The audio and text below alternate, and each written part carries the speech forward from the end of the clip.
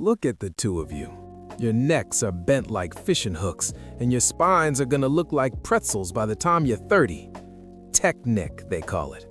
All this social media. It's nothing but trouble and ruined eyesight. We're sitting right here and you're off in some digital cloud. I look at that screen and see 500 friends. Do you even remember their faces? To you, friends are just a collection of postage stamps. Someone likes a photo of your lunch and you think they're your brother in arms. But let me ask you, when your back goes out at 3 in the morning or a pipe bursts and you're standing knee-deep in water, who you gonna text? A group chat? By the time they find the right emoji, you'll be swimming in your own basement. In my day, I had 3 friends. Just 3, but they were giants. My buddy Jim lived 2 blocks away. One winter, we got stuck in a garage. The car died and it was 10 below zero. I just whistled and 5 minutes later, there he was, running across the yard in his long johns and boots, carrying a tow rope and a thermos of hot coffee. We got into scrapes together and shared our last nickel. A friend isn't someone who clicks a heart. It's the guy who knows your worst habits and still opens the door when you knock. And these followers, they're just an audience in a theater. You only show them the highlight reel, the fancy cafes and the expensive outfits. But a real friend doesn't need a filtered picture. They need you, the messy you, the crying you, the you that hasn't cleaned the kitchen in a week. I still call Mary, my old roommate from the dorms. Back then, her baby got sick while her husband was on a double shift. I dropped my finals prep, went over there, scrubbed her floors, and made soup. No help me posts on the internet. I just knew if I didn't go, who would? We lived soul to soul because the walls were thin and our hearts were open. You kids lock yourselves in your rooms with those headphones on and think a fire emoji means you aren't alone. You're lonely, kids, even if you're online 24/7. Friendship isn't something you vote for. It's something you're responsible for. Delete 490 of those people and keep 10, the ones you can show up to without an invitation. That's where the real wealth is. I look at you and I wonder, have you forgotten how to look someone in the eye?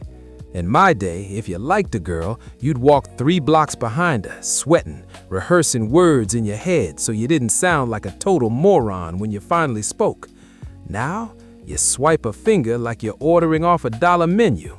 This Tinder, it's a marketplace. You're picking people like you're picking out a used car. You can't see a soul behind a profile picture. How did I meet her? I saw her at a dance in the park. She was wearing a simple cotton dress, eating an ice cream cone. I walked past her 3 times before I got the nerve to say hello. And when I did, I was so nervous I forgot my own name. We've been together 50 years, because back then, if something was broken, you fixed it. You didn't just throw it away. And we treated people the same way. Oh, fixed it. He chased me for 3 years. Everything is too fast for you kids. Coffee on the run, love via text. You don't know what it's like to wait a week for a letter, to run to the mailbox with your heart leaping out of your chest. Everything is easier now, but there's less joy in your eyes. You're afraid to really attach yourselves to someone because you're always hedging your bets, thinking maybe there's a better option just one swipe away.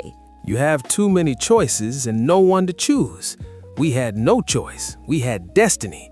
And destiny is more reliable than an algorithm. Destiny gives you who you need, while Tinder gives you who you want. And as we used to say in surgery, those are 2 very different things. Do you even know what a card catalog is? Those wooden drawers with thousands of little cards? To find one article on heart valves, I'd spend 2 hours just flipping through paper. And if someone else had the book you needed, you were out of luck. You'd follow them around like a shadow, waiting for them to return it. We mined for information. If there was only one copy of a rare anatomy atlas in the reading room, we hand drew it, every bone, every vessel. But when you draw it yourself, you remember it forever. You kids take a screenshot and forget it instantly. Your information is in your phone. Ours was in our heads, because we paid for it with blood, sweat, and ink. And mad Wikipedia? My Wikipedia weighed 30 pounds and was called the Encyclopedia Britannica. To write a paper, I'd take the bus across town to the public library, wait in line, and then take notes by hand. By the end of the day, my hand was a cramped claw. There was no copy-paste. You had to read 10 books, process them through your brain, and write your own words. If a professor saw you just copied a paragraph, you were finished. We learned to think and analyze because information was a luxury. Now there's so much info, you're drowning in it like a swamp. You think you're smarter because you have fast internet. We were faster because we didn't have time to waste. Our brains were the search engines, not just a storage unit for bookmarks. I hear you kids using that word burnout every single day. You look at me with these heavy eyes and say you're drained, but your hands are as soft as a newborn. When I was your age, I knew what it meant to be tired. I'd spend 12 hours on my feet in the operating room, my back screaming, my fingers stiff from holding a needle, and my mind locked on one single goal: keeping a human heart beating. When I got home, I didn't need a wellness app. I'd sit on the porch, my muscles would throb for a minute, and then I'd fall into the deepest sleep of my life. That was a good tired. It was the feeling of a body that had actually done something. You aren't tired because you worked, you're tired because you haven't moved. Your soul is exhausted, but your legs don't even know they exist. He's right, You're suffering from a different kind of fatigue. In my office, we dealt with real pressure, budgets that affected thousands of families, decisions that had to be right the first time. But when the clock struck 5, I walked away. My mind was clear. But you're never away.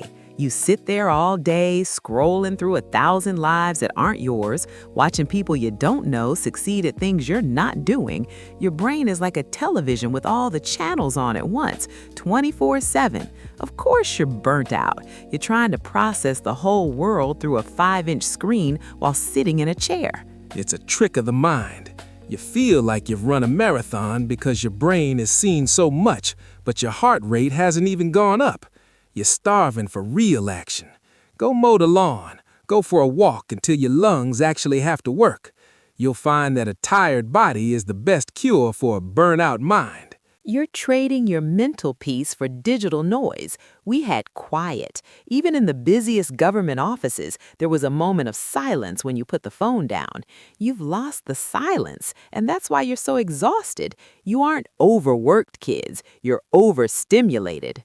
Next time you feel drained, don't reach for a nap or another video. Reach for a shovel or a hammer or just your own shoes and hit the pavement.